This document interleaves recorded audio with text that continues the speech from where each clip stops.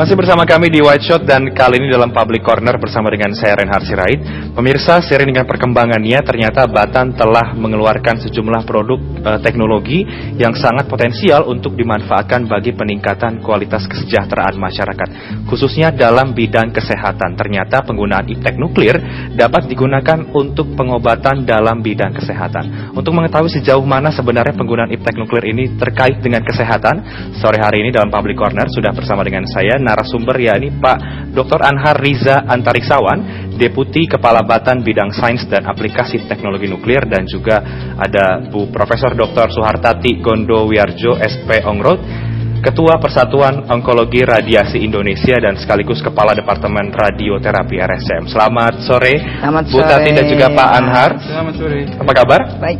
Baik ya Bu ya. Alhamdulillah. Baik, ini Pak Anhar dan juga Bu Tati. Mungkin dari Pak Anhar dulu. Kita bicara mengenai penggunaan iptek nuklir terkait dengan kesehatan. Mungkin sebelum kita bahas lebih jauh lagi, Pak Anhar, sebenarnya apa sih Pak iptek nuklir untuk kesehatan ini? Ya.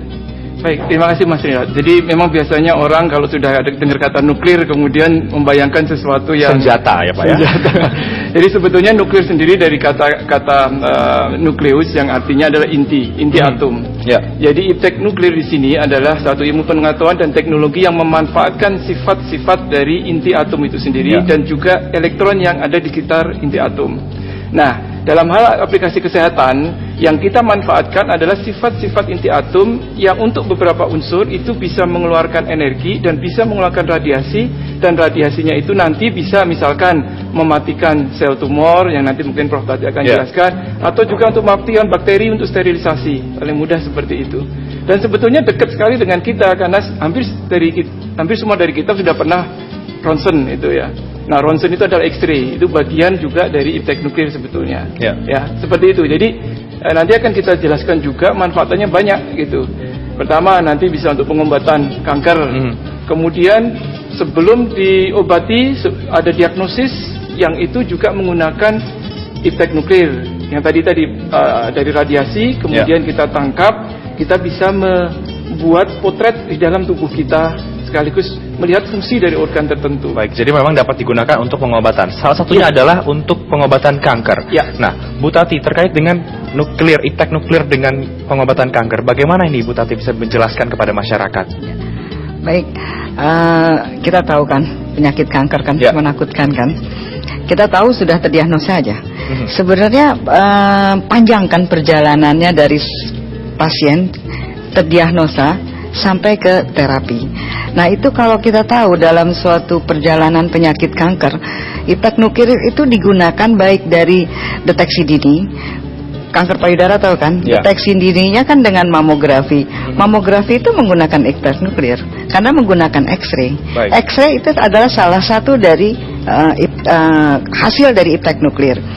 Kemudian diagnosa, hampir 100% pasien kanker pasti akan melewati pemeriksaan imaging. Dari deteksi dini sudah menggunakan iptek nuklir. Deteksi dini, diagnosa itu kalau pada pasien kanker penting sekali untuk menentukan stadium. Karena kita mengetahui terapi dari pasien kanker adalah kalau kita mengetahui stadiumnya. Pemeriksaan ronsen, pemeriksaan CT scan, bone scan, scanning tulang, scanning tiroid. Yang paling canggih dari diagnostik misalnya saat ini adalah PET CT. Itu semua menggunakan iptek nuklir. Nah, setelah terdiagnosa, tahu stadiumnya, baru kita memberikan pengobatan sesuai strategi pengobatan yang pas untuk stadiumnya. Jadi sudah sejak lama ya? Bu Tati, ini penggunaan iptek nuklir. Cuman masyarakat saja yang belum begitu kurang mengerti bahwa itu adalah sebenarnya yang digunakan adalah hasil dari teknologi nuklir ya.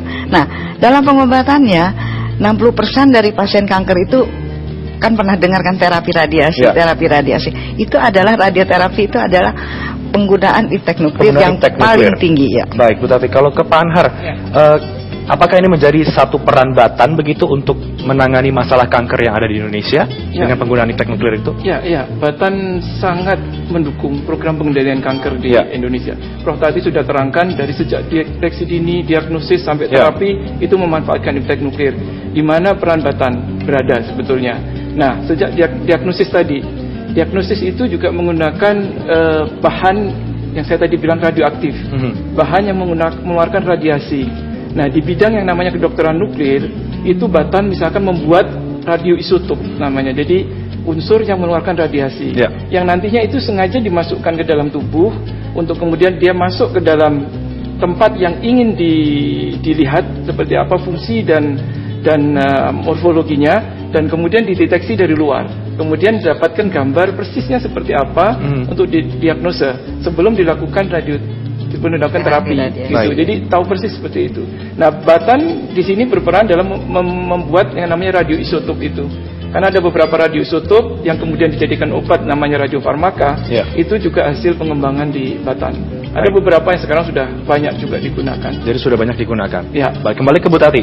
Sejauh mana penggunaan ini, Bu, radioterapi sudah berkembang di Indonesia dan bagaimana kontribusinya dalam menangani penyakit kanker ini secara nasional di Indonesia?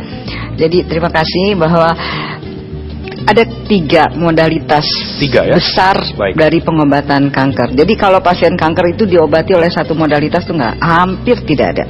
Yang paling besar itu ada bedah, kemudian kemoterapi dan radioterapi.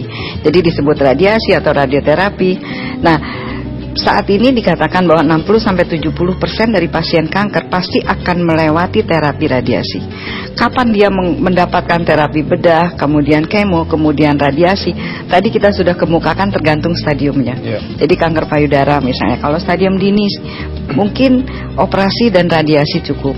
Lebih lanjut lagi perlu operasi, radiasi ditambah dengan kemo.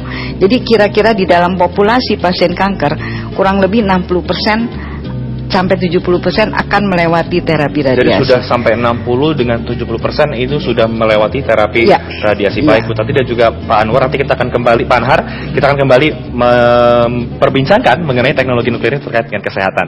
Ya, pemirsa, jangan kemana-mana, kami akan segera kembali lagi usai jeda pariwara berikut. Tetaplah bersama kami dalam Public Corner.